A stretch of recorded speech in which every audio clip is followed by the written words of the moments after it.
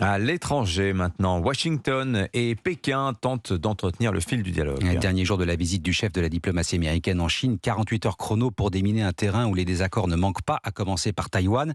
Discussion honnête et constructive, dit Antony Blinken à l'issue d'un entretien de 7h30 avec son homologue chinois. Le fil n'est pas rompu, certes, mais il reste tendu. Sébastien Le Belgique, correspondant d'Europe 1 à Pékin. Pour la Chine, l'heure est grave. Les relations entre Pékin et Washington sont au plus bas depuis 1979 et le début des relations diplomatiques entre les deux pays.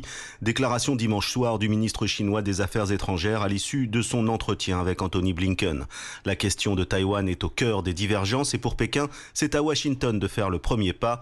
Wang Wenbin, porte-parole du ministère chinois des Affaires étrangères.